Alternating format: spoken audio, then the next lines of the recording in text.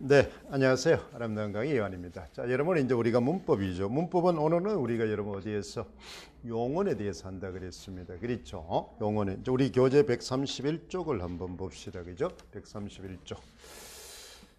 자, 이제 우리가 오늘 용언을 이제 들어가기 전에 우리가 이제 문법 프린트를 이제 우리 같이 또 한번 봅시다. 우리 이제 한 장짜리 준 거 있죠. 그죠? 한장 요소를 한번 볼까요?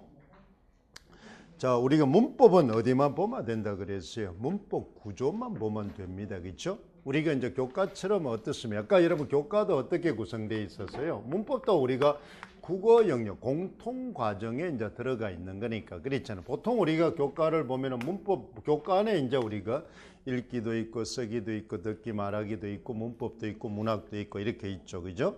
그러면 대부분이 우리가 보면은 뭐 성격이 있고 그다음에 바로 뭐 하는 거예요? 목표가 있고 그다음에 어때? 내용 체계가 있고 그다음에 이제 우리가 네 번째가 우리가 뭐가 돼 있어? 바로 뭐예요? 교수 학습 방법이 있고 그다음에 많은 거예요. 평가 이렇게 돼 있단 말이에요. 그죠? 이게 이제 일반적으로 우리가 뭐는 그 국어 과목 안에 있는 단원들, 소 과목별로 내용 체계입니다. 우리가 그냥 교육 과정의 내용 체계가 이렇게 돼 있다면 그러면 문법도 마찬가지. 그러면 이제 여러분 문법의 내용 체계입니다. 그렇죠? 이 내용 체계가 이제 어떻게 돼 있느냐 이렇게 이제 보면은 문법은 다른 거하고 조금은 다릅니다. 그렇잖아요.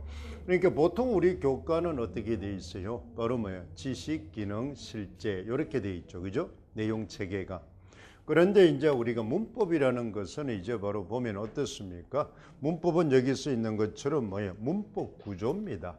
이제 제일 첫 번째 우리 보면은 바로 뭐 하는 거예요? 문법 구조에서 앞에는 언어와 뭐 하는 거예요? 사고 이렇게 돼 있죠. 그렇죠? 언어와 사고. 언어와 사고 하면 이제 바로 뭐 하는 거예요? 언어가 우리 국어 사고에 미치는 영향이죠. 언어의 일반성, 국어의 특성 이런 게 이제 주로 나오고 문법 구조 이렇게 나오고 그다음 저 뒤에 보면은 이제 우리가 말하는 뭐예요? 그 맞춤법, 문법과 언어 생활 뭐 이렇게 돼 있습니다. 근데 이제 우리가 시험에 주로 나오는 거는 문법 구조에 대해서 나온다면 문법 구조. 그러니까 이 문법 구조는 문법은 법이기 때문에 굉장히 체계적으로 돼 있다. 이렇게 돼 있죠. 그죠? 그러면 이제 우리가 시험에 나오는 문법 구조는 여기 이제 프린트 있는 것처럼 어떻게 이제 외우고 있죠. 요거는 그죠? 문법은 무조건 100% 암기를 해야 됩니다. 그렇죠? 완벽하게 암기를 해야 된다. 그랬잖아요. 그러니까 문법의 이제 구조에서 첫째 우리는 바로 뭐 하는 거예요? 배워야 될 게 어문론입니다. 이제 왜 이렇게 이제 공부를 하느냐 하면은 출제되는 영역을 잡기 위해서입니다. 출제되는 영역을 잡기 위해서 그렇잖아요. 이게 이제 우리가 말하는 이제 문법 구조라는 말은 상이어 밑에는 뭐가 몇 개의 하이어로 구성되어 있어. 구성 요소가 5개가 있다는 거죠. 그죠? 5개. 그러니까 어문론이 있고 뭐 하는 거예요? 형태론이 있고 그다음에 바로 뭐예요?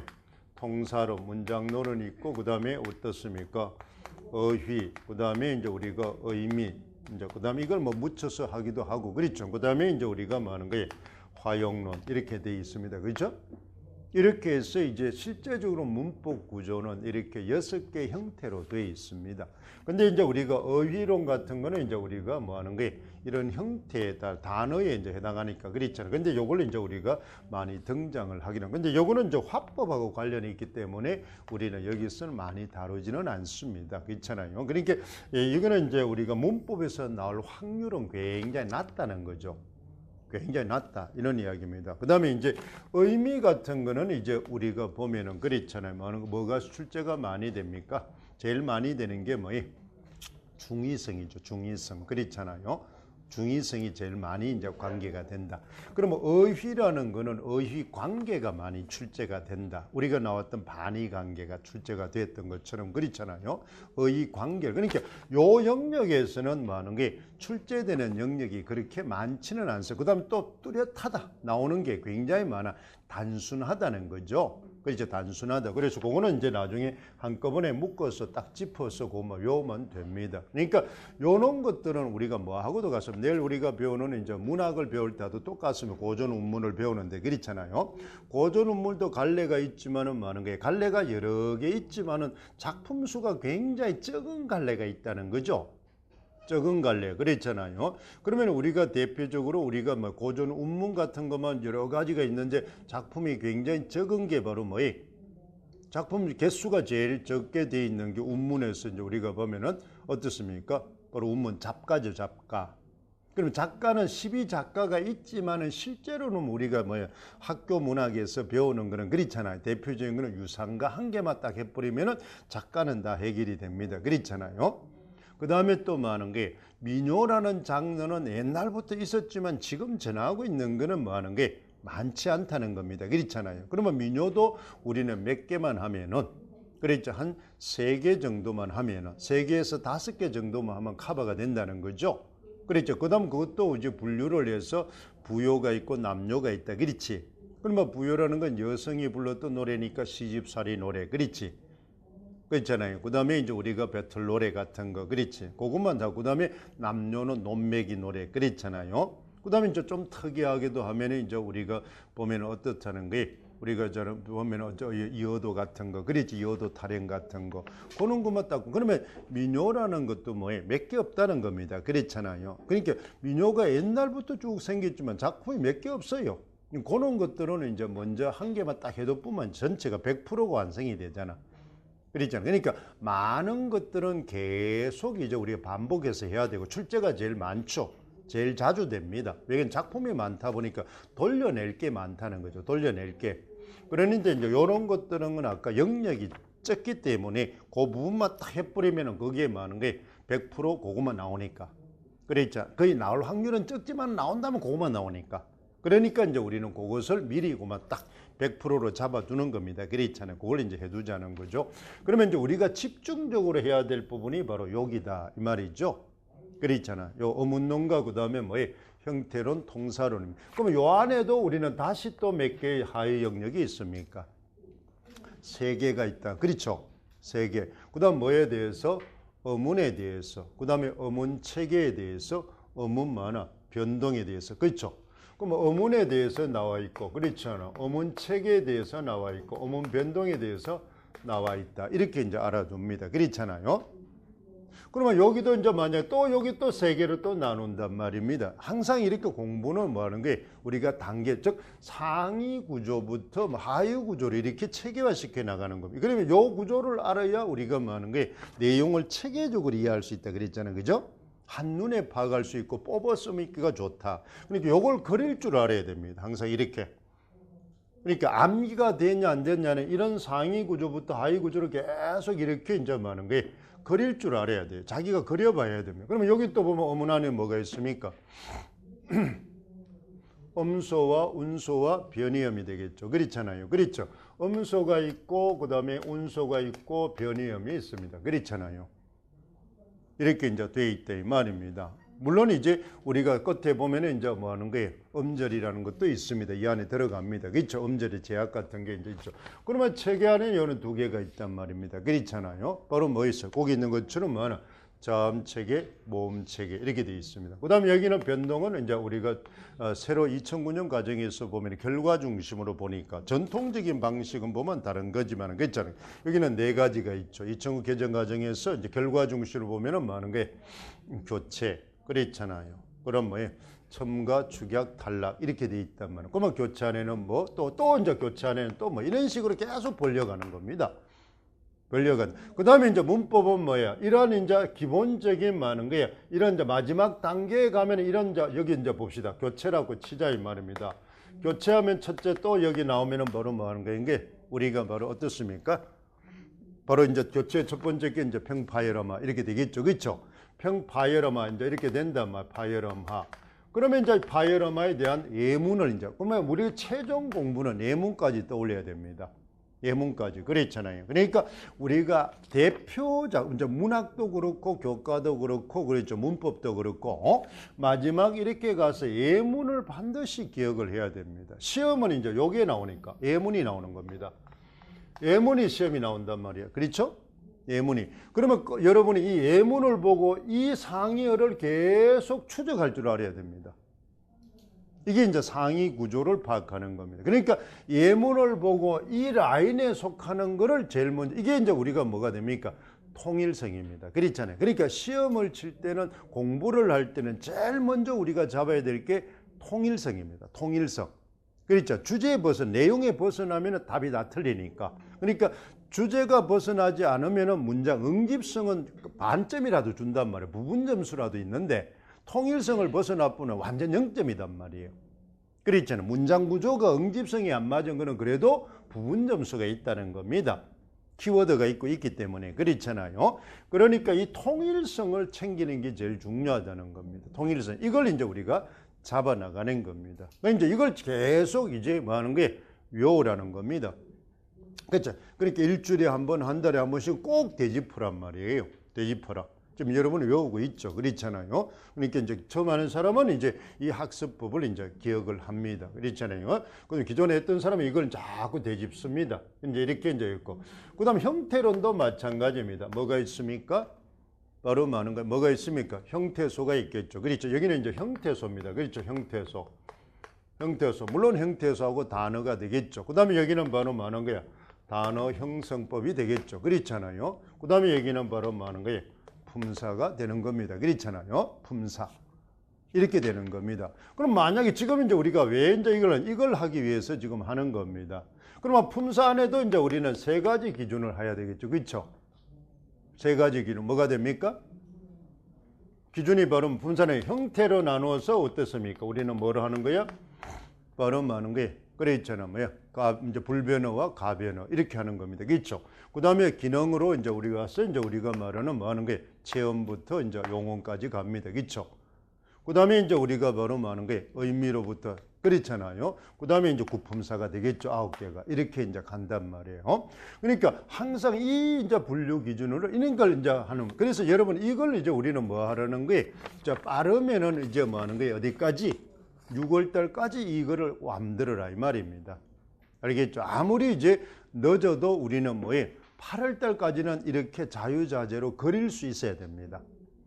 그릴 수 있어야 된다. 그러니까 내가 한 1년을 했다, 이제 2년을 한 사람은 그렇잖아요. 그러니까 이 그림이 그려지는 게 빠르면 빠를수록 좋은 겁니다. 그렇잖아요. 빠르면 빠를수록 1년을 해도 나는 뭐 지금부터 이렇게 할 수 있다 이러면 그게 제일 좋은 거죠.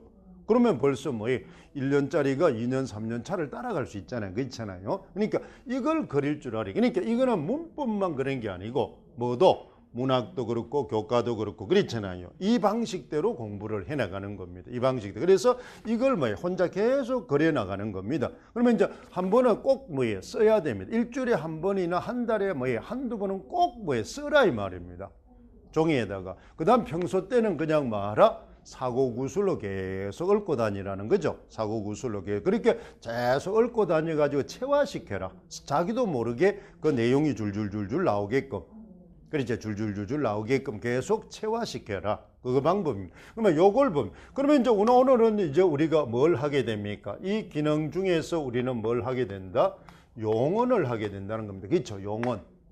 용언을 하게 된다 이 말입니다. 용언. 그래서 오늘 공부는 이제 요겁니다. 용언에 대해서 이제 하기 위해서 선생님이 이렇게 자, 그게 이제 지금 우리가 이제 표현 여기에 이제 있단 말이에요. 알겠죠? 구조 자체가 요걸 이제 우리가 배우게 됩니다. 그런데 이제 이제 이 문법은 교수법이 딱 한 개만 정해져 있습니다. 자, 우리 아까 이제 앞에서 오전에 독서를 했을 때 교수법이 많은 게 7개가 있었다. 그렇죠? 전문 독서법이 9개를 이제 우리 했습니다. 그렇잖아요. 그런데 문법은 바로 교수법이 1개입니다. 1개. 바로 탐구학습법입니다. 탐구학습법. 그렇죠? 그러니까 문법은 탐구학습법을 잘 체계를 외워둡니다. 그렇죠? 문제를 제기하고 가설을 설정하고 그렇죠? 그 다음에 가설을 많은 게 검증하고 결론을 이제 도출해내는 겁니다. 그렇잖아요. 그러니까 우리는 문법은 탐구학습법의 단계를 학습법 하는 순간 단계입니다. 그렇죠?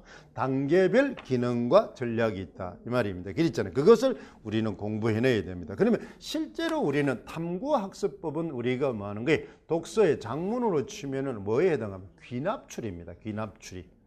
알겠죠? 귀납출이. 즉 결론이 바로 끝에 오는 겁니다. 그렇죠. 결론. 그러면 그 결론을 끌어내기 위한 전제, 그렇죠. 문제 제기를 하는 거예요. 가설을 설정을 하는 겁니다. 그러면 그 결론에 해당하는 게 사실은 우리 책에 있는 뭡니까? 개념입니다. 개념. 알겠죠? 그 개념을 이제, 그러니까 우리 책의 시험 문제는 어떻게 돼 있어? 책이 거꾸로 돼 있다고 보면 됩니다. 그렇죠. 우리 책은 보면 제목이 있고 개념이 제일 첫 번째 돼 있잖아요. 그렇죠? 그러니까 우리 책은 전부 다 뭐 연역식으로 이렇게 구성이 돼 있단 말이야. 중심이 제일 앞에 있고 점점 갈수록 구체화돼 있거든요. 그런데 탐구학습은 거꾸로 이렇게 돼 있단 말이에요. 그렇잖아요. 거꾸로. 그러니까 그러면 이제 탐구학습으로 공부를 해야 우리가 수험생으로서 공부하기가 좋다는 겁니다. 그러니까 우리가 교사 중심의 활동 중심의 수업은 전부 탐구학습법으로 하라는 겁니다. 탐구학습. 그러니까 우리는 여지껏 연역추리로 공부를 해오는 방식에 젖어 있다가 보니까 탐구학습으로 이렇게 보니까 헷갈린다는 거죠. 거꾸로 돼 있으니까. 자, 우리가 맨날 한반도 지도를 그렇잖아요. 북반구 중심으로 보다가 그렇죠. 저 호주나 뉴질랜드 가면 뭐 하는 거예요? 그렇잖아요. 남반구 중심으로 거꾸로 세계 지도 딱 걸려 있단 말이에요. 그러면 좀 생소하죠. 헷갈리잖아요. 찾아가는 대로 반대로 찾아가야 되니까. 그러니까 사고가 반쪽 헷갈린다는 거예요. 그러니까 이제 임용시험이 헷갈리는 이유가 전부 다 뭐로 나온다? 탐구학습으로 설계가 되어 있다는 겁니다. 귀납추리로. 그러니까 우리는 그냥 외워야 되는 개념을 어떤 도출 과정을 통해서 그 개념을 검증하게, 쉽게 말하면 수학을 치면 문제를 주고 풀어라가 아니고 이 답이 나왔다. 그렇지. 이것을 검증하라. 이 이야기입니다. 검증하라. 그러면 검증하는 게 어렵죠. 그렇잖아요. 왜 이 답이 나온지 그 절차를 검증하라. 이렇게 돼 있단 말이에요. 그걸 이제 우리가 생각하면 됩니다. 이게 이제 이 형태들입니다.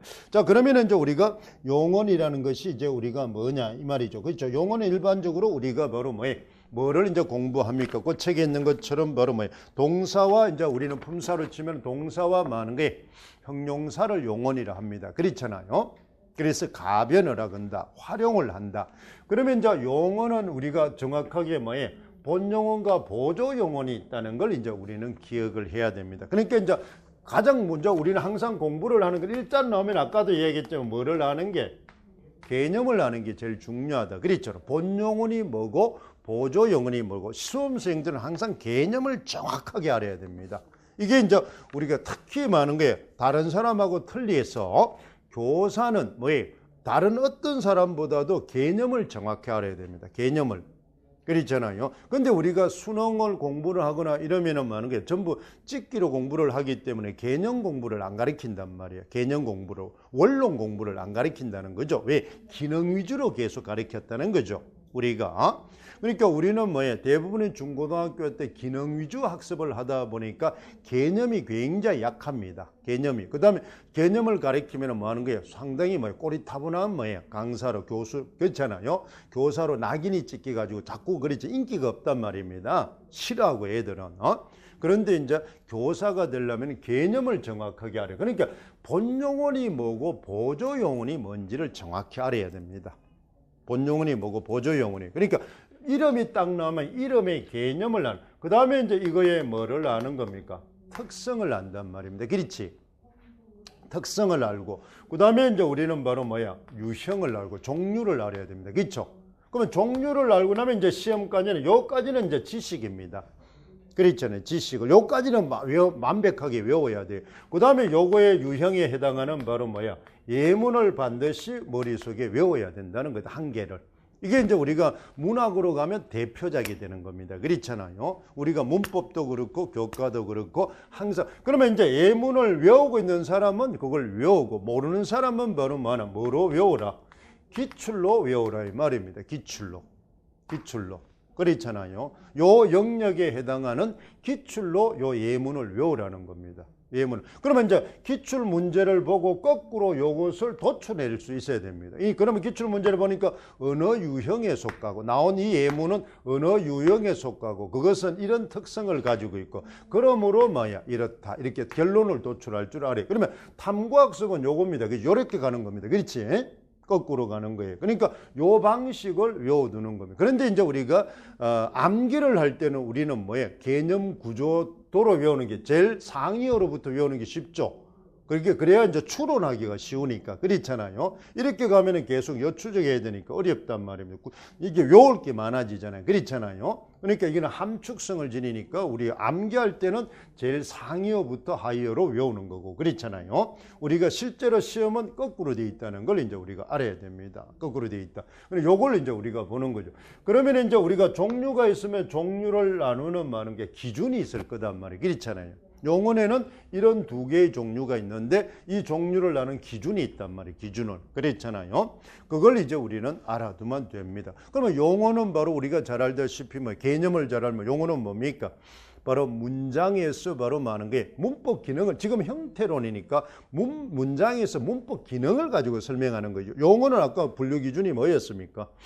기능이잖아요. 기능. 그렇죠. 문장에서의 기능이죠. 그럼 어떤 기능을 합니까? 서술어 기능을 한단 말이에요. 그러니까 본용어는 주된 서술 기능을 지니고 있는 겁니다.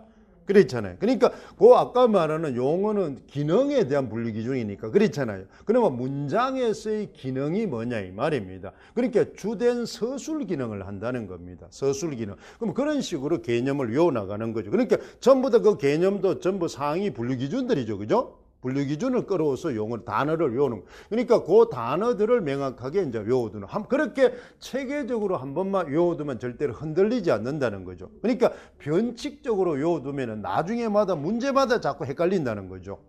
그러니까 아주 뭐예요? 우리가 외울 때 굉장히 FM적으로 체계적으로 외워야 됩니다.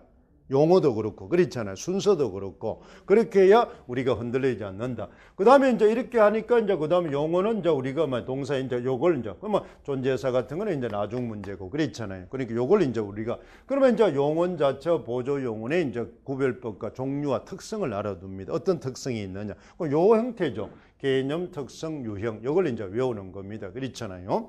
자 이게 이제 우리가 뭐하나 용언 공부를 하는 거고.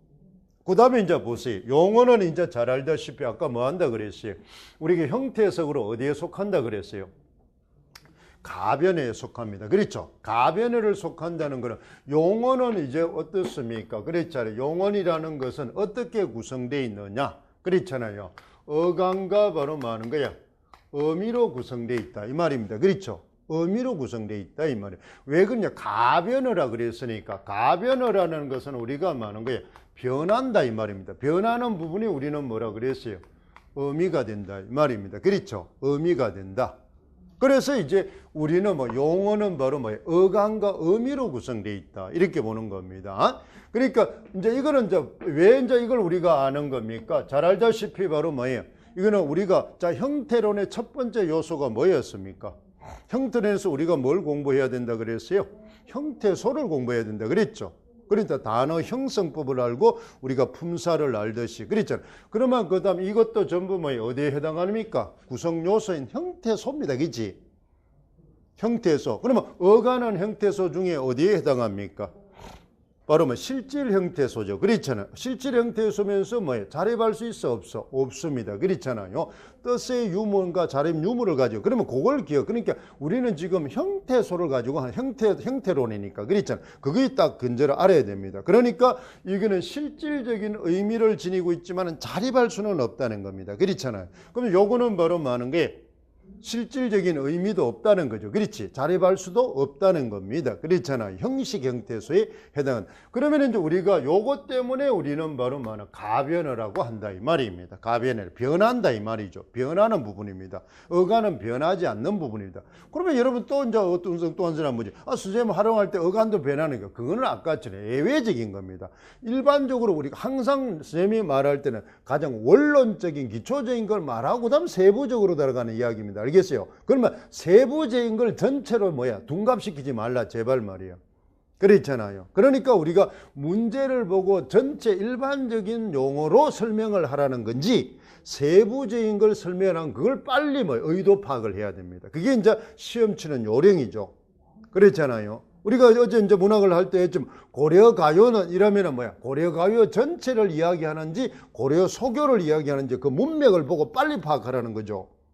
빨리 파악하라는 겁니다. 그러니까 그걸 우리는 잘 알아야 돼. 근데 우리는 넓게 해석해야 될 것을 좁게 해석한다든지 좁게 해석할 것을 뭐예요? 넓게 해석한다든지 자기가 자기 집 마음대로 한다는 거죠.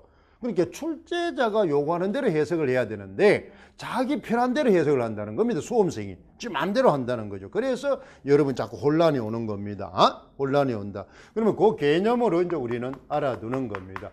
그러면 이제 우리가 잘 알다시피 이제 우리는 바로 많은 게 의미에는 많은 게 크게 음할 의미와 선음할 의미가 이제 있다. 이렇게 이제 구분을 합니다. 그랬잖아. 책에 이제 있습니다. 전체를 우리가 항상 수행면 많은 게 전체를 먼저 훑어보고 책을 들어가자 말이에요. 그랬잖아. 아까 얘기했잖아. 독서. 지금도 이 공부도 우리는 무슨 공부입니까? 자, 이것도 전부 우리 독서죠, 독서. 독서는 읽기 전에 어떻게 하라 그랬어요? 첫째 전략이 뭡니까? 목적을 설정하라. 요거 있죠. 그건 전략은 무조건 뭐야? 전략하는 독서하면서 전략부터 다 외워야 됩니다. 그렇잖아요. 그거는 생각하면 안 된다 그랬잖아요. 자동적으로 튀어나와 버려야 된단 말이야. 그러니까 읽기 전 전략은 목적을 설정하라. 그렇지. 그 다음 두 번째 뭐는? 배경지식을 뭐야? 활성화하라. 맞아요? 그 다음에 바로 뭐 하는 거야? 제목이나 이걸 훑어읽기를 통해서 뭐나? 예측하라. 맞죠? 그 다음 훑어읽기를 통해서 뭐나? 질문하라. 이 말이죠. 그게 이제 읽기 전에. 그러면 지금은 이제 공부도 항상 그대로 하란 말입니다. 그러니까 내가 무슨 공부를 하기 전에 오늘 내가 배울 목적이, 그러니까 내가 임용 시험에 쳐 서술형 시험을 치는 겁니다. 그렇죠? 항상 내가 서술형, 서답형 시험에 맞게끔 나는 지식을 공부를 해야 되겠단 말이야. 그 목적입니다. 그렇죠? 그러니까 항상 나는 지금의 임용 시험은 서답형입니다. 서답형. 그러면 서답형이라는 것은 바로 뭐예요? 정확한 개념을 쓰는 겁니다. 정확한 개념을 쓰는, 조건에 맞게끔 정확한 용어를 쓰는 거예요. 그러면은 내가 공부를 할 때 뭐예요? 가장 정확하고 적확한 언어를 익혀야 된다. 그걸 목적을 알아야 됩니다. 그러면 이 단원에서 나는 많은 게, 이 단원의 시험에 나오면 이 단원에 필요한 가장 정확하고 적확한 단어가 뭔지를 내가 알아둬야 된다는 거지.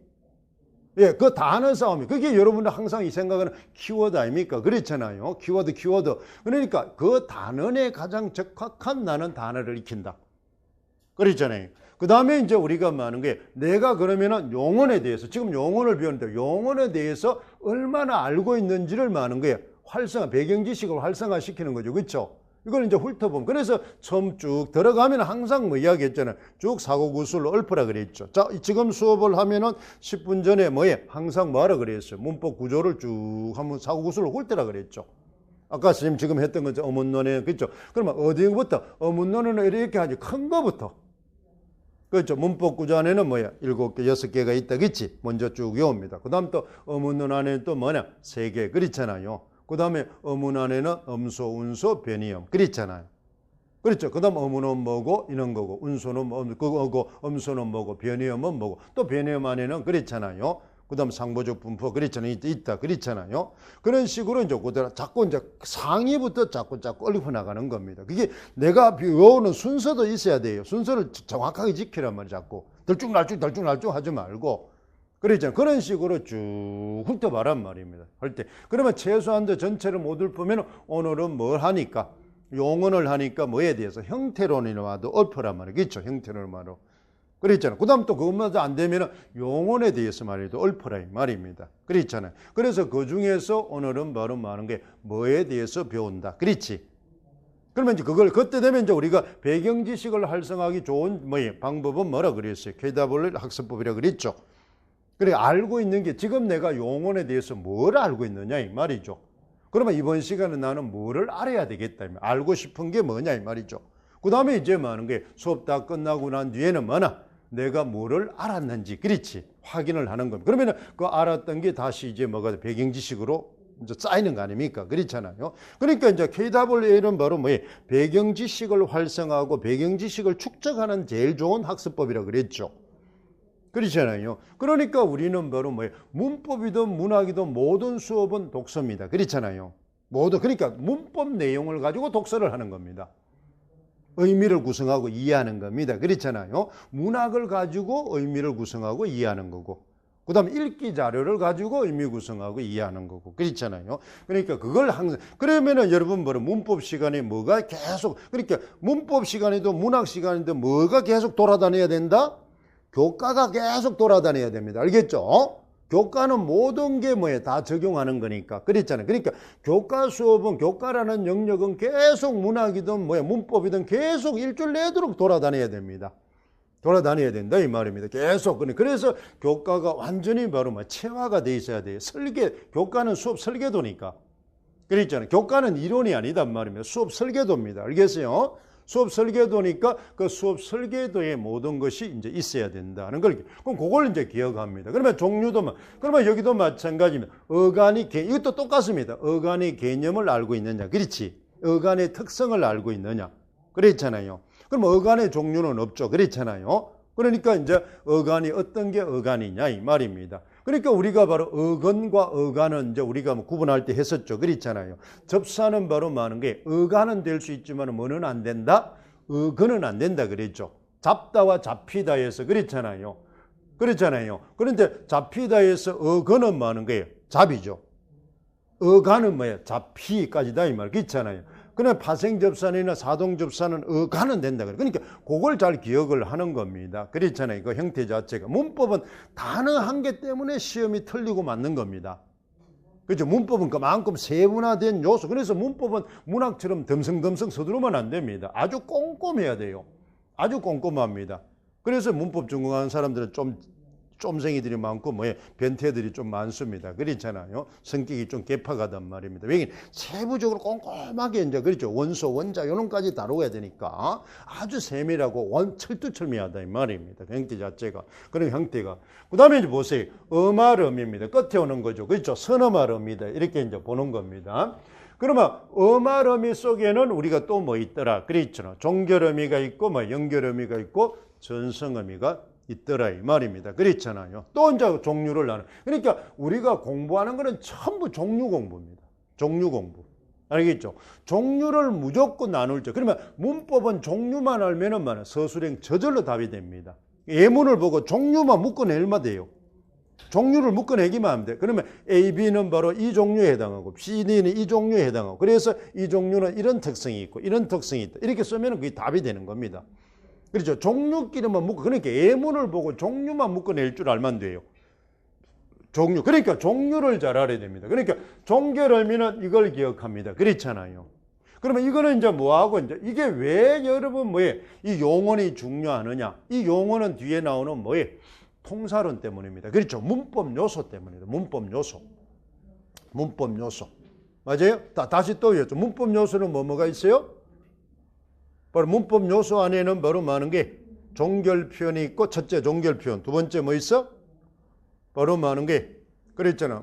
시간 표현이 있고 그랬잖아. 그다음에 높임 표현이 있고 그랬잖아요. 그다음에 사동 표현이 있고 피동 표현이 있고 부정 표현이 있습니다. 그렇죠? 6개가 있잖아요.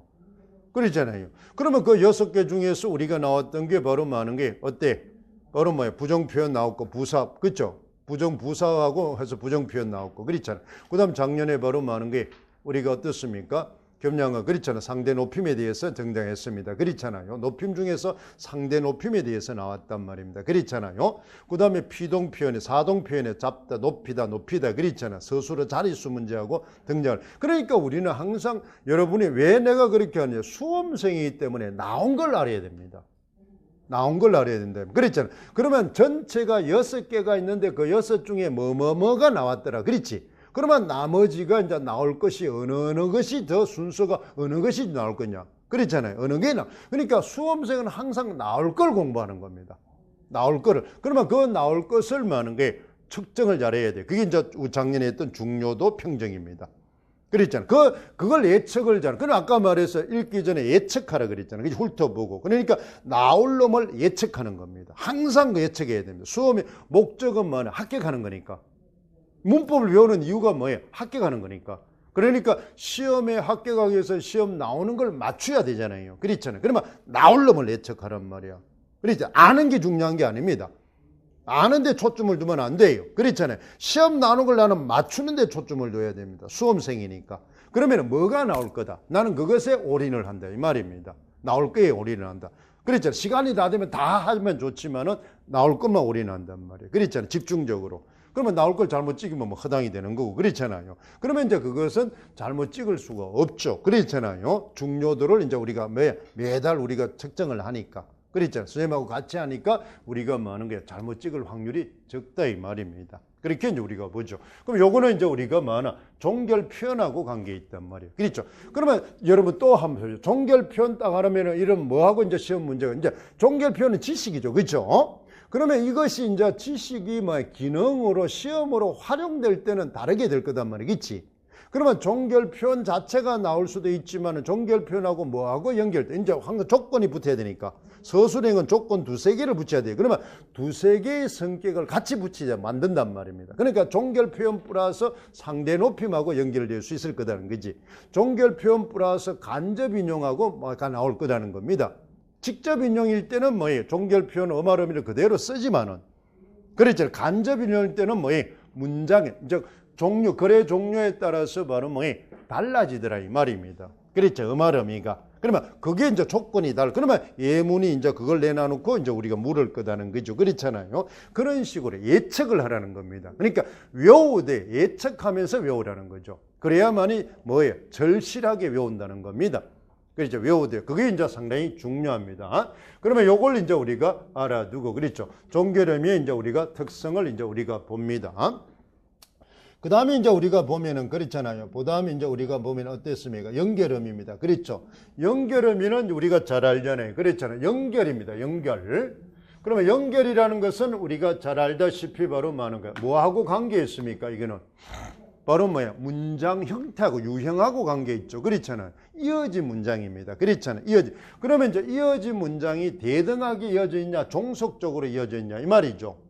그러면 요것은 전부 뭘 가지고 공부를 해요? 의미가죠. 이게 이제 쉽게 말하면 독서로 치면 뭐가 됩니까? 연결 의미가 바로 뭐야? 담화 표지가 되는 겁니다. 담화 표지. 그러니까 뭐뭐고 뭐뭐다 그렇잖아. 뭐뭐뭐며 뭐뭐다 그렇잖아. 뭐뭐하니 뭐뭐다 그렇잖아요. 이런 데 따라서 그러면 이 둘의 뭐예요? 문장의 관계가 성립이 된다는 겁니다. 그렇잖아요. 관계. 그러니까 이것 때문에, 그렇죠. 이것 때문에 바로 많은 게 대등 관계인지 많은 게 종속 관계인지가 설명이 된다는 거죠. 그러면 주종 관계가 성립되니까 원인과 결과 관계가 된다는 거죠. 원인과 결과. 비가 오니 날씨가 춥다. 그렇지. 그러니까 원인과 인과관계가 성립이 된다는 겁니다. 인과관계가. 그렇잖아요. 그러니까 우리는 이 단어 하나 때문에 이제 우리가 뭐예요? 내용이 달라진다는 거죠. 이게 이제 독서로 가면은 용어가 뭐가, 자, 문법으로 오니까 연결 의미라는 용어로 왔지만 독서로 가면은 뭐가 됩니까? 담화 표지가 된단 말입니다. 그렇죠. 담화 표지. 그렇죠. 용어가 전혀 틀리죠. 왜 그렇습니까? 영역이 다르니까. 그래서 같은 거지만은 영역이 상여가 다르니까 뭐나 이름이 다르단 말입니다. 그걸 공부하는 겁니다. 그걸 공부한다. 그러니까 같은 건데도 뭐예요? 기능에 따라서, 그렇죠. 형태에 따라서 이름이 다른 걸 공부하는 겁니다. 그게 아까 이제 시험을 칠 때 많은 게 적확한 언어를 선택하라 이 말입니다. 적확한 언어. 그랬잖아요. 그러니까 우리는 그 영역 공부를 잘해야 됩니다. 영역 공부를. 그 다음에 이제 우리가 또 많은 거 종류가 있으면 그 특징을 기억하는 겁니다. 그럼 요거는 이제 우리가 잘 알 때 보조적 연결음이는 아까 뭐하고 연결이 있습니까? 우리가 앞에서 했던 바로 뭐예요? 본용언과 보조용언일 때 요걸 쓰는 거죠. 그렇잖아요. 그러니까 본용과 보조용언을 할 때 뭐예요? 보조적 연결의미가 붙습니다. 그 다음 4개가 있죠. 아의개지고 이렇게 돼 있죠. 문법은 그냥 외워야 됩니다. 그렇죠. 그건 이유가 없습니다. 왜 이러면 문법은 왜라는 말을 질문을 절대로 하지 마세요. 그냥 외우라면 외우세요. 그렇죠. 법이니까. 그렇잖아요. 우리가 그렇게 정해버렸으니까. 그러니까 문법은 왜 그런지 따지지 마세요. 그렇잖아요. 따지면 끝이어서. 그거는 이제 우리가 말하는 많은 게 대학에서 그렇잖아요. 문법 전공자들이 하는 거지. 그렇잖아요. 우리가 학교 문법에서는 한 건 아닙니다. 그러니까 조금 허술한 문제가 있더라도 그냥 외우라면 외워버리세요. 그렇잖아요. 책에 그러면 그런 대로 외워버리라는 학교 문법에 정해진 대로 하란 말이에요. 문학도 마찬가지입니다. 중고등학교는 뭐예요? 따지지 말란 말이에요. 알겠어요? 그냥 그렇다면 그냥 외워버리세요. 그렇잖아요. 그렇게 해야 뭐야 합격됩니다. 왜 그런지 따지고 분석하고 이러면 떨어지는 겁니다. 그건 대학에서 전공할 때 하는 거죠. 그렇잖아요. 그럼 여러분이 합격하고 나서 학교 현장에 가서 그 따지세요. 그렇죠. 되고 난 다음에 따주란 말이에요. 임용 공부할 때는 따지지 마세요. 그렇잖아요. 그건 백수 탈출에 전혀 도움이 안 됩니다. 그렇잖아요. 그러니까 그런 사고부터가 내 마인드가 자리 잡아야 됩니다. 공부하는 게. 됐죠. 그러면 전성음입니다. 그렇죠. 이게 이제 우리가 명사형과 부사형 이렇게 돼 있죠. 그렇잖아요. 이걸 이제 우리가 보면. 그럼 명사형하고 이제 이게 나오면 이제 우리가 잘 알잖아요. 전성음이가 있고 뭐예요? 명사형이 있습니다. 그러니까 우리가 명사형과 파생 명사가 있죠. 그 구분하고 이제 관련이 됩니다. 그러면 이거는 이제 똑같죠? 명사, 미음기, 그쵸? 음기가 똑같은데 이제 많은 게 그것이 명사형일 수도 있고 뭐예요? 그렇죠. 파생명사일 수도 있습니다. 파생명사는 파생어입니다. 그렇죠? 파생어. 그렇잖아요. 그래서 우리가 파생어가 되면은 바로 품사가 바뀌잖아요. 그렇죠? 그러면 그것이 우리는 또 뭐하고 관계 있습니까? 바로 파생어로 가면은 뭐와 관계 있습니까? 아까 파생어로 가면 단어 형태죠. 단어 형태, 파생법에 관계되니까 파생법은 단어 형태로 가면 우리가 말하는 거 어간과 의미가 아니고 뭐가 관계입니까? 어근과 접사의 관계가 된다. 용어가 또 달라진다는 거죠. 어근하고 접사가. 그러니까 이제 여기서 가오는 뭐예요? 전성 의미가 많은 거예요. 파생어로 가버리면 이거는 뭐예요? 파생 접사가 돼버린단 말이에요. 그치? 파생 접사가 되면서 품사가 바뀌니까 지배적 접사가 돼버린다 이 말입니다. 그렇잖아요. 그러니까 용어가 확 바뀌어 버린다는 거죠. 용어가 바뀌어. 그러면 그 관계를 계속 이제 뭐야? 이야기를 하는 겁니다. 그 관계를. 그 다음에 관행사행 의미, 부사행 의미 이렇게 이제 우리가 될 수가 있다는 겁니다. 그러면 요 형태도 종류도 이제 외우고 있어야 돼요. 그러니까 지금은 이름만 외우지만 이거에 대한 예문을 외워야 됩니다. 그렇잖아요. 항상 수험생은 예문을 외우고 있어야 돼요. 예문. 그렇잖아요. 그걸 이제 공부를 하자 이 말. 반복해서 이제 진행을 합시다. 자, 지금 전체를 이제 우리가 훑어보고 있으니까 그걸 이제 우리가 보고 그 다음에 이제 우리가 보세요. 이제 우리가 뭐가 갑니까? 이제 그 중에 선어말 의미가 있습니다. 그렇죠? 그러면 선어말 의미는 우리는 뭐하고 아까 말했잖아요. 뭐하고 연결되기 때문에 바로 많은 게 바로 이제 문법 요소인 높임 표현과 시간 표현하고 연결되기 때문에 그렇습니다. 그렇잖아요. 아까 음할 의미는 종결 표현, 그렇잖아요. 종결 표현하고 연결이 되는 거고, 그렇잖아요. 선어말 의미는 문법 요소. 그러니까 지금 우리가 뭐 하는 게 뭐를 잘 알아야, 형태론을 잘 알아야 뒤에 나오는 통사론을 잘 알 수 있습니다. 통사론을 잘 할 수 있단 말이에요. 그러니까 문법은 많은 게 아까처럼 뭐예요? 상위 구조, 상향식으로 학습을 해야 됩니다. 그렇죠? 아까 독서할 때 많은 게 독서 방법 상향식이죠. 문법은 절대로 하향식으로 공부를 하면 안 됩니다. 그렇죠? 그러면은 문법이 뭐 이해가 안 간단 말이에요. 그랬잖아요. 그러니까 공부할 때는 상향식으로 하는 겁니다. 그러니까 앞에 걸 알아야 뒤에 걸 할 수가 있습니다. 뒤에 걸 할 수가 있다. 자, 그러면 이거는 보세요. 많은 종류에 따라서 분리적 이는 뭐 별 필요 없습니다. 그렇죠? 분리적 선에 이는 용어는 별 필요 없는데 그렇잖아요. 뭐가 있습니까? 높임 표현, 시제 표현, 그다음 뭐에 공손 표현 이렇게. 이제 공손법이 이제 우리가 아까 말했던 어떻습니까? 높임 중에 여기는 이제 우리가 높임은 주체 높임을 이야기합니다. 그렇죠? 그렇잖아요. 그다음에 이제 이 공손 표현은 이제 우리가 상대 높임으로 가버린 거죠. 그렇잖아요. 이제 겸양 이제 공손 표현. 그래서 우리가 이제 여기서 이제 우리가 이쪽으로 이제 바뀌었단 말이에요. 이게 이제 우리 여기는 이제 우리 형태는 별로 뭐 큰 건 아닙니다. 그렇잖아요. 여기서 이제 우리 이렇게 상대 높이면 이제 의미 종결 의미하고 이제 연결이 되어 있습니다. 그렇잖아요. 그러면 이거는 순서는 뭐 그렇게 잘 나오는 게 아니니까 그렇잖아요. 그러면 주로 이제 우리는 바로 뭐예요? 높임 표현과 시간 표현을 이야기하게 합니다. 그렇잖아요. 그러면 높임 표현이라면 이제 우리 종류 또 많은 거에 셋 또 떠올리면 되겠죠. 주체 높임, 상대 높임, 객체 높임 이렇게 되는 겁니다. 그렇죠? 그러니까 현대어는 바로 뭐하는 거야? 상대 높임이 자꾸 확대되고 있단 말입니다. 그렇죠? 객체 높임은 자꾸 줄어들고 있다. 그래서 그때 또 이것이 이루어지는 조건이 있겠죠. 그렇잖아요. 그러니까 선어말 의미에 의해서 이루어진다는 겁니다. 그게 이제 중세하고 나올 수 있겠죠. 나중에 하겠습니다만은 뭐하는 게 주체 높임은 뭐하는 게 뭐가 있다? 주체 높임 선어말 의미가 있단 말입니다. 그렇잖아요. 주체 높임 선어말 의미가 있다. 그랬잖아요. 그 다음에 주체 높임 선어말 의미에 따라서 또 많은 게 존칭 조사가 붙게 돼 있다 이 말입니다. 그렇잖아요. 그 다음에 만약 객체 높임도 뭐예요? 객체 높임 선어말인데 현대는 없죠. 중세만 이제 시험에 나왔던 삽잡잡이 있다 이 말. 그렇잖아요. 그런데 이제 많은 게 여기는 바로 뭐예요? 상대 높임도 많은 게 선어말이 현대 문법은 없단 말입니다. 그러니까 객체 높임이나 상대 높임은 현대 문법에서는 선어말 의미가 없어요. 그렇잖아요. 근데 중세에서는 다 있었단 말이야. 그렇죠. 중세에서는 시도 있고 많은 상대 높임 이도 있고 많은 거예요. 그랬잖아요. 우리가 많은 이렇게 이제 있었단 말이에요. 그렇지?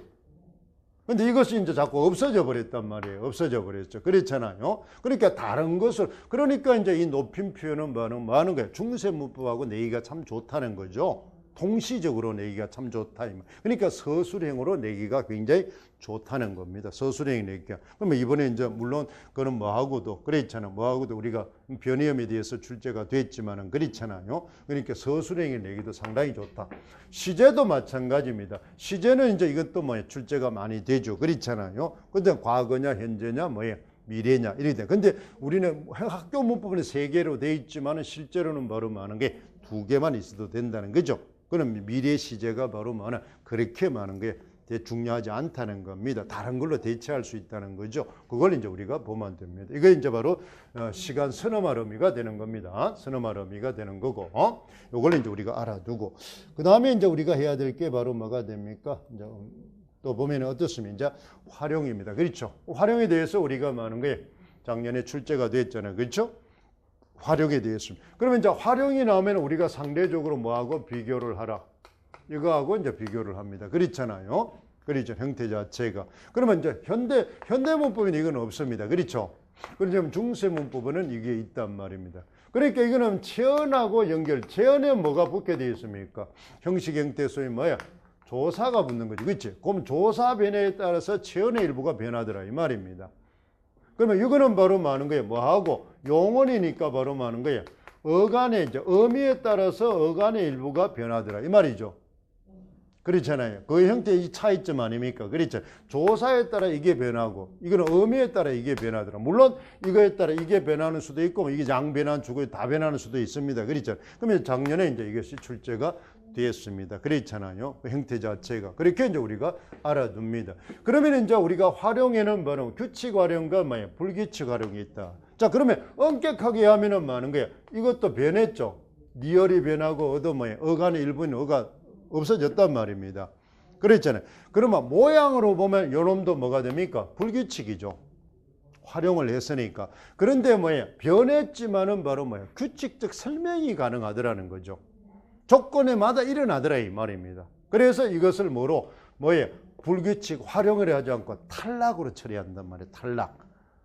그렇죠. 탈락으로 처리. 그러면 이제 이거는 이제 우리가 탈락으로, 어문 탈락에서 이제 우리가 형태하고 이제 같습니다. 어문 탈락할 때는 이제 우리 리얼 탈락, 비업 탈락이 많이 있었죠. 그렇죠. 벽시할 때 그렇잖아요. 마찬가지로. 그렇잖아요. 종용하다. 이런 거 등장하고 있습니다. 이게 이제 우리가 작년에 출제가 됐던 그런 이제 형태가 됩니다. 그렇잖아요. 활용에 대한 이야기입니다. 요게 이제 바로 그 내용이 되겠죠. 자, 그 다음에 이제 우리가 보면은 바로 뭐 하는 게 용언의 품사 이제 구별 삐는 저번 시간에 했었죠. 그렇잖아요. 그 이제 기준에 이제 요까지가 이제 우리가 일반적인 내용들입니다. 그래서 이제 동사 용언은 이렇게 돼 있는데 이제 구별법이 이제 4가지가 있다 이 말입니다. 그렇죠. 이 4가지. 그래서 이제 이 품사가 왜 이제 다르냐. 그러면 이제 예문을 보고 이 넷 중에 하나를 이제 설명하면 됩니다. 그 다음 있다 없다를 왜 이제 뭐 하는 거예요? 동사라 하고 왜 형용사라 하느냐. 그렇죠. 그럼 뭐예요? 이 기준을 가지고 설명을 하는 겁니다. 그렇잖아요. 있다가 이제 말 없다가 그렇잖아요. 아까 존재사가 이제 있다 없다가 존재사면 존재사라는 말을 우리는 안 쓰니까 그렇잖아요. 그래 학교 문학에서는 문법에서는 없으니까. 그러니까 있다가 없다가 형용사할 수도 있고 동사할 수도 있는데 그렇죠. 양성을 다 가지고 있다. 그럼 뭐예요? 요것을 가지고 설명을 하는 겁니다. 그렇죠. 요걸. 그러니까 요것이 적용이 되니까 있다는 많은 거예요. 동사가 되고 적용이 안 되니까 형용사고 이렇게 생각하면 됩니다. 그렇죠. 그럼 추세적으로 봐서 있다는 바로 많은 게 바로 동사에 가깝고 그렇잖아요. 없다는 형용사에 가깝다. 양성을 다 가지고 있다. 그게 이제 책에 있습니다. 그게 이제 우리 다시 봅시다. 130쪽입니다. 그렇죠? 자, 교재를 볼까요? 교재에 보면 이제 우리가 바로 있다 없다는 바로 동사와 형용사의 성질을 다 가지고 있단 말입니다. 그렇잖아요. 근데 그걸 이제 설명할 수 있어야 됩니다. 알겠죠? 그게 설명하는 기준이 바로 이 4개입니다. 이 4개. 그러니까 동사와 형용사를 구분하는 것은 이 4가의 기준을 잘 기억을 알아둬야 돼요. 뭐든지 기준, 조건을, 이제 문법은 법이기 때문에 조건을 잘 알아야 됩니다. 조건을 잘 기억을 하라. 그렇죠. 이거는 꼭 외워야 됩니다. 그러니까 문법은 좀 귀찮아요. 근데 귀찮지만 외워버리면 다 만점입니다. 이야기했죠. 여러분 문법을 100점 맞았다고 자랑하지 말라. 그건 합격생들은 전부 다 100점 맞습니다. 알겠죠? 그러니까 문법을 못하는 데에 대해서 통탄해야지 나는 문법 잘해서 나는 합격했다. 그건 헛소리 하지 말라 이 말입니다. 합격생은 문법 다 똑같습니다. 알겠죠? 거의 만점입니다. 문법은 암기 과목이기 때문에 합격한 사람들, 임용 합격자는 거의 만점입니다. 그러니까 문법은 합격하는 데는 변별력이 없어요. 합격하는 데는. 알겠죠? 그러니까 떨어지는 데는 결정적인 요인이지만 그렇잖아요. 떨어지는 사람은 문법이 바닥입니다. 임용 떨어지는 사람은 문법이 줄초상 나요. 그렇잖아요. 그렇지만 합격생들은 문법이 많아. 거의 점수 똑같습니다. 그렇기 때문에 합격하는 데는 문법이 절대로 영향력이 미치지 않습니다. 문법 잘한다고 큰 소리 치지 말라 이 말입니다. 그거는 합격자의 기본입니다. 기본. 그걸 이제 그 인식을 가지면 임용에 합격합니다. 알겠죠? 그 임용생들의 가장 사고가 잘못된 게 합격을 위한 사고를 가져야 되는데, 그렇죠? 합격에 의한 사고는 합격자들이 가지고 있는 당연한 것은 자기는 당연히 갖춰야 됩니다. 그것을 자기 장점, 무기라고 생각하면 안 됩니다. 그래, 아까처럼 나는 문법을 완벽하게 잘한다. 그거는 임용 합격자가 당연히 갖춰야 될 기본적인 조건입니다. 그거는 자랑하는 조건이 아니에요. 그걸 안 갖추면 나는 임용의 거리가 멀구나. 이런 생각을 하고, 그렇잖아. 내가 힘들고 이런 생각해야지. 문법 잘한다고 해서 나는 임용에 꼭 합격할 거야. 그건 헛소리 집을 채우란 말입니다. 그렇죠. 그게 벌써 임용 합격의 사고와 거리가 먼 사람입니다. 그렇죠. 공부 방식이 잘못된 사람이에요. 그런 거를 이제 주의해야 됩니다. 당연히. 그리고 우리 여러분 그거 보면 이제 요리하는 사람 가면 있잖아요. 그 맛집들 그 선전할 때 보면 아줌마들이 많아. 뭐라 그래? 그렇잖아요. 그렇잖아요. 음식이 맛있고 재료를 많은 거야. 그렇죠. 싱싱하게 정직하게 잘 쓰네요. 그 사람 맛집 하는 사람 대박 터진 사람 아줌마 뭐라 그래? 별 비법 없어요. 재료를 싱싱하게 쓰다. 그건 음식하는 사람 기본이잖아요. 그 사람 딱 그렇게 이야기하잖아요. 그렇죠. 음식하는 사람은 음식 재료를 싱싱하고 좋은 거 써야 되는 기본이잖아요. 그렇지? 근데 우리 사회가 언젠가부터 변태로 흘러니까, 그렇지? 그것이 맛집의 기본 꼭 잘 내는 거죠. 음식하는 사람은 그 음식 재료를 싱싱한 걸 좋은 거 써야 되는 게 가장 기본이잖아요. 조금 더 받더라도. 근데 그걸 하도 엉뚱할 쓰니까 그것이 곧 무기인 것처럼. 근데 그 사람 맛집 하는 사람, 대박 터뜨리는 사람은 그 기본을 잘 지켜왔다는 거죠. 재료를 옛날부터. 그러니까 그것이 하는 거예요. 꺼지지 않고 계속 대박이 나는 겁니다. 형태 자체가. 그러니까 여러분도 마찬가지. 대박이 나려면 기본을 계속 잘 지키고 있어야 됩니다. 그 사고가 딱 정립이 돼 있어야 돼요. 그래서 성공하는 사람은 실패하는 사람하고 사고가 다릅니다. 사고가 틀려요. 그걸 여러분한테 이야기하는 게 뭐라 그랬어요? 임용은 항상 그 생각을 하세요. 몇 명이, 우리가 평균 몇 대 1이다? 20대 1입니다. 그렇죠? 20대 1. 그럼 5%가 됩니다. 그렇죠? 5%가 됩니다. 그럼 10,000명 지원해서 우리가 500명 뽑는다. 그렇죠? 그럼 5%입니다. 5%. 5%예요. 5%. 그러면 100명의 지원을 하면은 많은 게 5명이 된단 말입니다. 그렇죠? 합격자가 5명입니다. 그러면 1.5배수로 뽑으니까 1차에서 7명이 붙는다. 치자. 그렇지? 그러면 100명 중에 내가 합격하는 자는 7명입니다. 그러면 7명이에요. 조금 버플레여서 10%로 잡읍시다. 10명. 그러니까 항상 공부를 할 때는 10명이 공부하는 거를 잘 지켜봐라 이 말입니다. 다수 90명이 공부하는 방식으로 지켜보지 말고 되는 놈을 지켜봐란 말이야. 되는 놈을. 그러니까 그 되는 놈을 따라가게끔 내가 자꾸 사고를 바꿔야 되지. 그렇지? 대다수의 추세가 이러니까, 흐름이 이러니까, 그들은 다 떨어질 놈이니까. 나도 그 물에 놀지 말라는 겁니다. 되는 놈은 항상 10%에 있는 겁니다. 그러니까 자기가 되는 물에 놀아야 되는 겁니다. 형태 자체를. 그러니까 그게 많은 거야. 보이는 쪽에 놀도록 사고를 자꾸 뱉고 행동을 뱉거란 말이야. 사고를 받고. 애들, 그 10% 애들은 어떤 사고를 하고 어떻게 공부를 하고 어떻게 행동하는지를 보라 이 말입니다. 절대 다수가 공부하는 방식이나 생활 방식을 보지 말고 사고를 보지 말고 그러잖아요. 그거부터 보는 습관을 들여야 돼요. 그거부터 습관을 잘 들여야 됩니다. 그래서 내가 1시간 더 한 것을 하는 게 너무 뿌듯하게 하지 말라. 그랬잖아. 되는 놈에 몇 시간을 하는지를 잘 지켜봐라 말이죠. 몇 시간을 하고 어떻게 행동하는지를 지켜봐라. 그래서 우리가 하는 게 합격자 특강에 있는 걸 보면은 하는 게 걔가 노는 것 같지만 실제로 보면은 그렇잖아요. 엄청나게 했단 말입니다. 선생님들 보면은 하는 게 쭉 1년 동안, 2년 동안 지켜봐도 제가 저렇게까지 했나 할 정도로 놀랄 정도가 있단 말이에요. 걔가 이제 합격자 쭉 이제 그죠? 특강을 위해서 자기 행동을 보면은 평소에 저게 모습하고 전혀 다른데 그렇잖아요. 그런데 보면은 굉장히 철저하게 공부를 했다는 겁니다. 철저하게. 그래서 되는 겁니다. 남 보기에는 얼렁뚱땅하게 된 것 같은데 실제로 걔가 내면을 보면은 굉장히 철저하게 준비를 많이 했다는 거예요. 굉장히 공부해요. 그래서 노력하지 않는 것은 하나도 없습니다. 겉보기에는 안 한 것처럼 보이지만은 실제로는 굉장히, 그래서 그 사람의 10%의 내면을 잘 보라는 겁니다. 내면을 잘 봐라요. 그러면은 틀림없이 성공합니다. 성공한다. 그래서 여러분들은 이제 그런 의식을, 선생님한테 오면 그런 의식 교육을 자꾸 시키니까 그렇잖아요. 자꾸 잔소리 같지만은 자꾸 자기를 가다듬어야 됩니다. 그렇죠. 자꾸 왜 근데 사람은 자꾸만 다수가 가는 쪽에 휘둘리기가 쉬워요. 사람은 공부를 하다 보면 불안하니까 그게 있잖아. 그러면 흐름이 막 그러면 자기도 모르게 그렇게 돼버려요. 자기가 가는 게 옳은 거리인데도 그치? 소수다 보니까 자꾸 불안하단 말이야.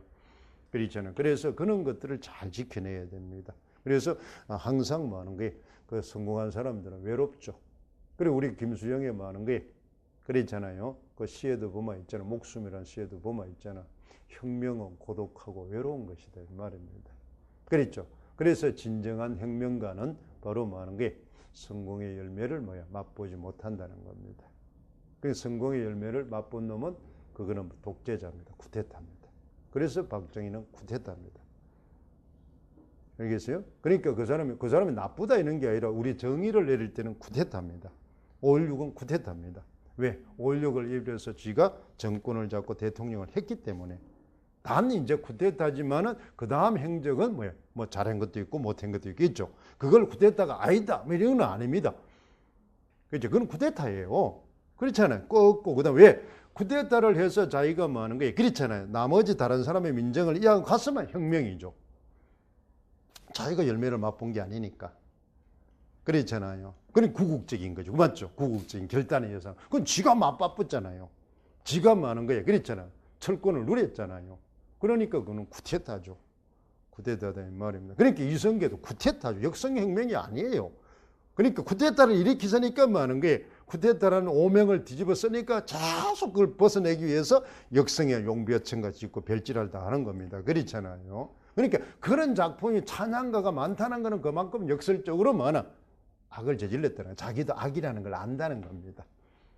안다는 거죠. 그게 이제 역사의 아이러니입니다. 역설입니다. 그런 걸, 그러니까 우리가 교사는 정의를 내리고 가르칠 때는 뭐 하는 거예요? 정의와 본질을 정확하게, 본질과 현상은 정확하게 하라. 그 다음 판단의 몫은 애새끼들 지가 하는 거죠. 지가 뭐 그때 하루 가든 뭘 하든 그거는 지 몫입니다. 그러니까 옳고 그런 거는 정확하게 해줘야 된단 말입니다. 정확하게. 그게 교사잖아요. 그렇잖아요. 몫이. 행동은 그 다음 지가 알아서 하는 겁니다. 이렇게 하라 저렇게 하라는 할 수는 없는 거죠. 내가 하니까 이래 따라오라. 그거는 뭐 하는 거예요? 독재죠. 이러는 거니까 네가 하고 싶으면 하고 말라면 네 판단은 네가 하란 말이야. 그 다음에 단 정의는 뚜렷하게 해줘야 됩니다. 김일성이 사진을 두고 선제 그 역사 시간에 한다고 해서 그게 애국자가 아니잖아요. 꼭 뭐 하는 거예요. 그렇잖아요. 그거 한다고 해서 뭐 하는 거 지가 참교사가 아니단 말이에요. 그건 또래이죠. 그렇잖아요. 그런 거는 안 됩니다. 형태 자체가. 그런 것들은 바로 뭐예요? 너무 한쪽으로 몰아가기 위한 선동적이잖아요. 그렇잖아요. 그런 건 안 됩니다. 선동하는 거는 안 돼요. 객관적으로 그냥 보여줘라 이 말입니다. 객관적으로, 자기 객관적으로. 그러니까 교사는 절대로 바로 말이야. 자기 이념을 뭐하는 거예요? 현장에서 주입시키면 안 됩니다. 자기 이념을 실행하면 수업 끝나고 난 다음에 해란 말이에요. 자기가 무슨 지사를 하든. 수업 때는 하지 말라 이 말입니다. 그렇죠. 수업하고 난 뒤에 뭐 지가 행동할 때 애들이 자기가 존경하면 따라올 거고, 그렇죠. 안 그러면 안 따라올 거고. 그렇잖아요. 그러니까 수업은 가장 객관적인, 수업할 때는 뭐예요? 공직자잖아요. 그렇지? 공무에 집행을 하란 말입니다. 그렇잖아요. 그 다음에 수업 끝나고 나면 사인이잖아요. 그렇잖아요. 우리가 회사도 마찬가지. 회사일 때는 자기 사장이지만 끝나고 나면 뭐하나? 일반 사람이잖아요. 근데 우리는 그것이 계속 24시간 따라다닌단 말이야.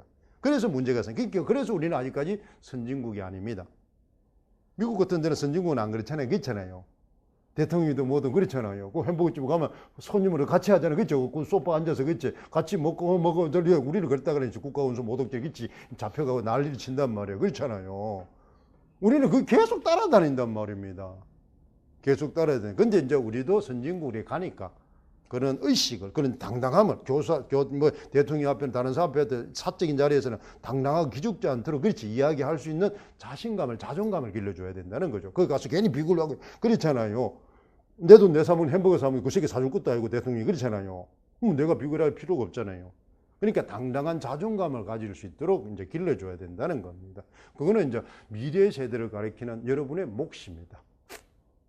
그렇잖아요. 그러니까 2,000불, 2만 불, 3만 불 태어난 학생들이 이제 그렇지 살아갈 세대를 열어줄 당당한 그에 대한 의식 구조를 가지는 거는 뭐나 여러분 몫이에요. 스님들이나 우리는 바로 이제 2만 불, 만 불에 살아갈 몫을 가르쳐 주는 거죠. 그렇죠? 그때는 좀 비굴해야 되잖아요. 얻어먹어야 되니까. 그것들은 당당하도록 굶어 죽으니까. 근데 여러분은 이제 굶어 죽을 일이 없잖아요. 요 지금 학생들은 그렇잖아요. 그러니까 당당하게 살아갈 수 있는 많은 거에 의식을 가르쳐 줘야 될 여러분의 몫이라는 거죠. 옛날 많은 거에 그런 수구적인 그런 사고로 가르치면 안 됩니다. 이제 그러니까 그런 걸 이제 가지면은 많은 게 뭐다. 여러분 교사가 이제 재미있고 그렇잖아요. 보람되다는 걸 느끼. 그러니까 여러분이 공부를 할 때 나는 교사를 하면은 어떻게 하겠다는 걸 자꾸 설계를 하세요.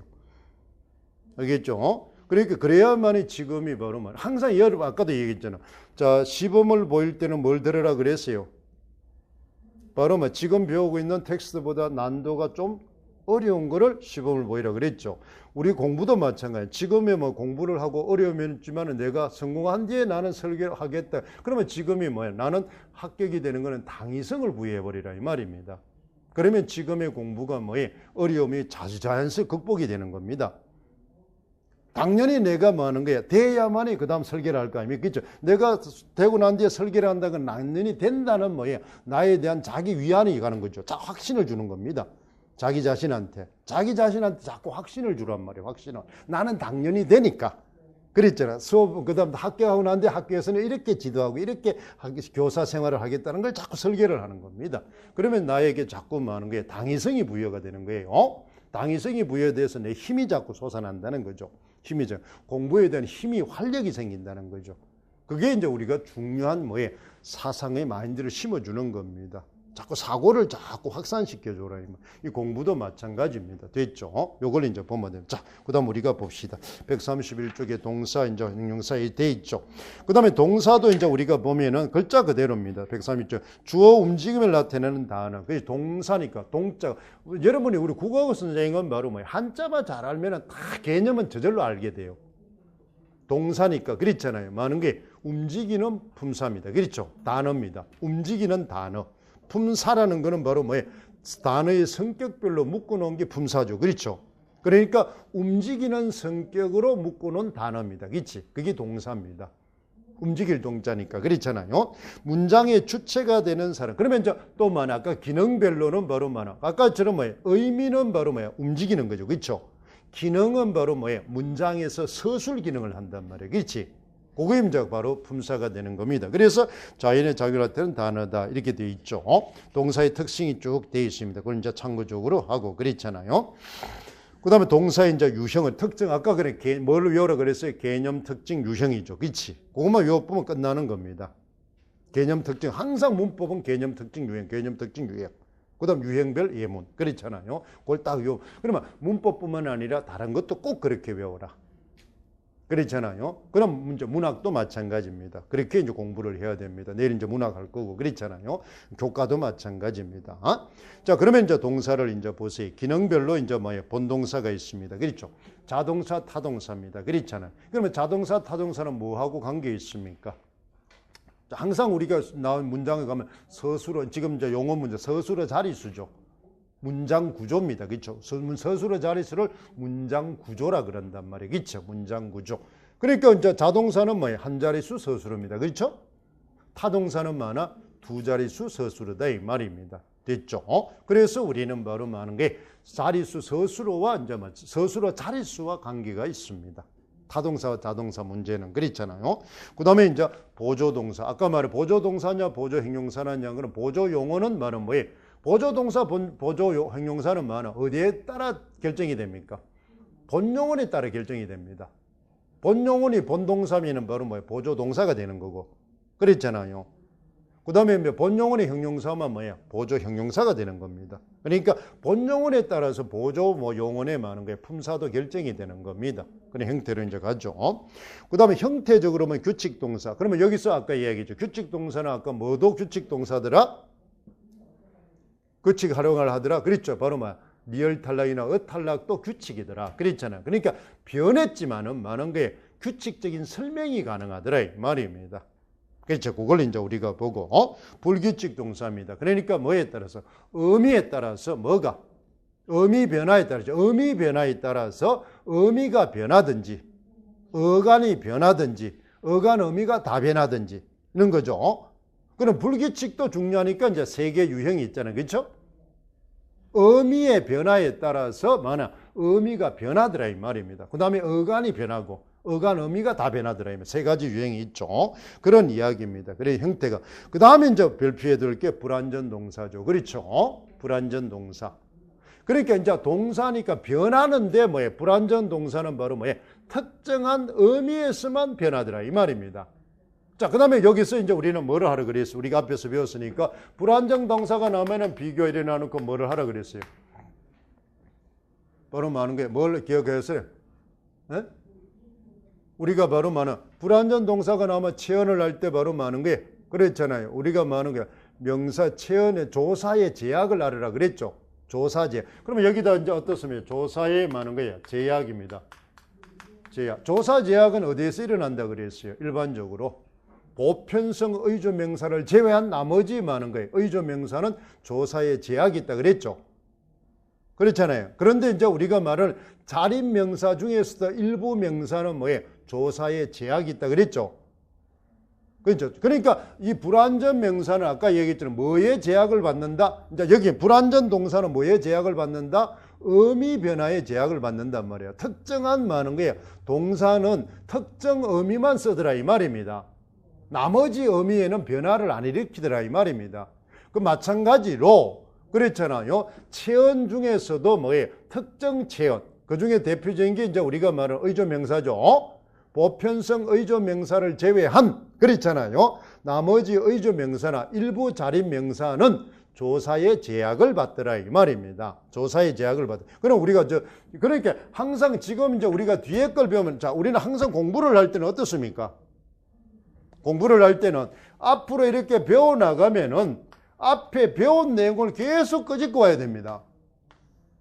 알겠죠? 그러니까 앞에 배운 거는 계속 무한 반복이 일어나는 겁니다. 무한 반복이. 그러니까 앞에 배운 것들을 계속 생각하면서 그렇잖아요. 이것이 뭐와 이제 항상 시험 이제 왜 그렇게 공부해야 된다 그랬어요. 아까 이야기했잖아요. 독서 교수법 중에 우리가 시험에 가장 많이 나오는 지금 서답형이 가장 제일 맞는 게 뭐야? 어떤 학습법이야? 주제 통합형과 학습법이죠. 주제 통합적 학습이에요. 주제 통합 학습. 주제 통합이 바로 상호 텍스트 등 학습 아닙니까? 그렇잖아요. 그러니까 같은 많은 게 주제의 성격이 이제 다른 관점에 글을 끌어오라 이 말 아닙니까? 그러니까 우리는 이걸 공부하면은 지금 하면 이거와 같은 거 대조고 항상 시험은 요거니까 그렇잖아요. 서술형은 공통점과 차이점이니까. 그러니까 이것에 바로 그러면 이제 이 체언의 조사의 제약을 받는 거는 바로 어떤 많은 거예요? 공통점이 있습니까? 그렇잖아요. 특정 어간이나 특정 체언이 조사나 의미에 뭐예요? 제약이 있더라는 겁니다. 그렇죠? 그런데 이제 차이점은 뭐예요? 하나는 많은 거야. 체언과 조사의 관계고 하나는 바로 뭐예요? 어간과 의미의 관계입니다. 그렇잖아요. 어간과 의미의 관계. 그게 차이점이에요. 형태 자체가. 그걸 이제 우리가 알아두는 거죠. 그러니까 불완전 동사는 잘 챙겨둡니다. 그렇잖아요. 그러면 불완전 동사 자체가 출제될 수도 있지만은 비교해서 바로 뭐냐? 조사 제약과 묶여서 조건을 붙여서 나올 수도 있다 이 말입니다. 그러니까 그러면 같이 그렇게 공부를 하면은 우리가 쉽다는 겁니다. 그렇잖아요. 시험에 서답형이 쉽다는 거예요. 서답형. 그러니까 우리가 그래서 여러분이 애초 처음 공부하는 사람이 공부하기가 좋아요. 많이 한 사람보다는. 왜 그러냐? 처음 공부하는 사람은 내가 처음 지식을 익히니까 애초부터 뭐 하는 거예요? 서답형에 맞게끔 지식을 익혀보면 되니까. 그렇잖아요. 그러니까 처음 공부하는 사람이 불안해할 필요가 없는 겁니다. 그러니까 남이 뭐냐 단계적으로 익혀놓은 걸 자기는 실전에 맞게끔 그냥 지식을 익혀버리면 되니까. 그러니까 남이 익히는 뭐예요? 그 시간을 세이브할 수 있단 말입니다. 헛되게 익히는 시간을. 그렇죠. 시험 제도에 맞게끔 익히니까. 그 대신 체계성은 조금 뭐예요? 완벽한 건 떨어질 수는 있습니다. 그랬잖아요. 꼼꼼하게 하는 것이 아니니까 실용에 맞게끔 익히는 거니까. 그런데 굉장히 많은 거예요. 현실성이 있단 말이에요. 효용성이 깊단 말입니다. 그렇게 하면은. 그렇잖아요. 그렇지만 본질은 약할 수 있습니다. 꼼꼼하게 한 게 아니기 때문에. 그렇잖아요. 그래서 이제 우리는 시험에 되는 데는 그런 게 효과적일 수 있다는 거예요. 그걸 이제 우리가 보는 겁니다. 됐죠? 그 다음에 주체 동작의 상실이며 행동의 자작선, 주동사냐선. 이거는 이제 우리가 뭐 때문에. 그래서 뭐 문법 요소지 사동 표현을 하면 반드시 우리는 뭘 알아야 됩니까? 주동사를 알아야 된단 말이에요. 그렇죠? 그 다음 피동 표현을 하면 뭘 알아야 됩니까? 능동사를. 이게 이제 우리 출제가 됐었잖아요. 이번에 출제 서술형이 됐죠. 그 문장 구조가 바뀌잖아요. 그렇죠. 부사어로 바뀐단 말이에요. 비동현이. 그렇잖아요. 그게 이제 설명하는 겁니다. 그러니까 능동사가 뭐고 피동사가 될 때는 문장 구조가 바뀐단 말이야. 그렇죠. 서술의 자릿수가 바뀐단 말입니다. 부사어로, 주어가 부사어로 간단 말입니다. 그렇잖아요. 그러니까 누구에게 당했다. 뭐가 누구에게 당했다. 그렇잖아요. 그렇죠. 토끼가 먹었다래 토끼가 누구에게 보수에게 먹혔다. 그렇잖아요. 그런 게 마찬가지입니다. 그런 식으로 우리 부사로 그게 이제 자리수입니다. 그러니까 능동사와 피동사의 관계를 알아야 됩니다. 그렇잖아요. 그다음에 사동 표현을 할 때는 주동사와 사동사를 알아야 됩니다. 그러면 사동사가 나오면은 바로 주동사가 사동사로 바뀔 때는 뭐가 달라진다는 거예요. 바로 사동 표현이 달라질 때마다 의미가 달라진다는 겁니다. 사동 나오면 간접 표현이냐 직접 표현이냐에 따라서 의미가 달라진다 이 말입니다. 의미가. 그건 나중 문법 표현할 때 알 겁니다. 그러니까 그것이 전부 어디에서 기초가 되어 있다? 이 용언에서 기초가 되어 있단 말이에요. 용언에서. 이 용언을 정확하게 알아야만 이제 나중에 문법 표현할 때 능동사, 주동사 그렇잖아요. 그 다음에 사동사, 주동사, 능동사, 피동사 이 용어를 빨리 알 수가 있다는 거예요. 그것은 바로 뭐예요? 주체 동작의 바로 성질입니다. 그렇죠? 주체 동작의 성질이 당하느냐, 시키느냐 이 말입니다. 그렇잖아요. 그에 따라서 이제 되는 거죠. 그러니까 주체가 목적 대상을 직접 행하는 거죠. 근데 비동은 주체가 남에게 움직임을 당하는 겁니다. 그렇잖아요. 그러니까 주체가 당하는 거고, 그 다음 직접 행동하는 거고, 그렇잖아요. 이 말을 알아놔야 나중에 서술형 답을 쓸 때 쉽다는 겁니다. 답을 쓸 때 문법은 예문을 보고 그걸 이제 알아두죠. 바로 요걸 이제 기억을 해두면 됩니다. 그러면 자동사, 타동사, 이제 그 다음 뒤에 4번이라든지 이런 거는 앞에 있는 유형을 설명해 놓은 겁니다. 그죠? 구체적으로 예문을 가지고 그렇잖아요. 그거는 우리가 타동사 이런 걸 알 수 있죠. 그런 걸 이제 우리가 보면 됩니다. 그렇잖아요. 그게 이제 타동사의 종류들입니다. 동사와 조사의 결합. 자, 우리가 133쪽에 고만하고 이제 조금 이제 쉬었다 합시다. 동사와 조사의 결합이다. 이렇게 되어 있는데 그렇잖아요. 조사는 동사의 어간에 직접 연결되는 것은 아닙니다. 그렇잖아요. 동사는 조사와 결합할 수는 없죠. 문법 특성상 동사는 의미가 결합할 수 있는 겁니다. 그런데 동사에다가 이제 그래서 우리가 조사를 할 때는 조사는 어디에서도 붙는다. 원칙적으로는 조사는 어디에 붙게 되어 있어요? 체험 밑에 붙게 되어 있습니다. 그런데 우리는 바로 조사할 때만 용언 밑에도 붙고 부사 밑에도 붙고 그렇죠. 조사 밑에도 붙고 이런 말을 썼잖아요. 그렇죠? 그 말은 이제 하는 게 동사 밑에 붙는다 이 말은 바로 동사가 체언화됐을 때입니다. 그렇지? 그러니까 뭐가 붙어야 된다? 명사형이 붙어야 된다 이 말입니다. 그 다음에 연결형이 붙어야 보조사가 붙고 그렇잖아요. 종결형이 붙어야 인용격 아까 부사격 조사. 그러니까 인용부사격. 인용문은 전부 부사어입니다. 간접 인용이나 직접 인용은 전부 부사어입니다. 알겠죠? 그러면 이제 우리 다라고 고 이게 전부 부사격 조사입니다. 인용 부사격입니다. 인용문은 다만 부사어예요. 부사어. 그걸 기억하죠. 그 다음에 종결형의 보조사가. 그러니까 우리는 바로 직접 격조사가 붙으려면 동사의 격조사를 전성의미가 붙어야 된다는 겁니다. 전성의미가. 용언에. 그렇잖아요. 그러니까 전성의미가 붙어야 체언화돼야 조사가 붙고 나머지는 뭐가 붙을 수 있다. 보조사는 마음껏 붙을 수가 있다는 겁니다. 의미 뒤에. 그래서 보조사는 의미 뒤에도 붙는다 이 말입니다. 의미 뒤에도. 그렇죠. 음할 의미 뒤에도 이제 붙어.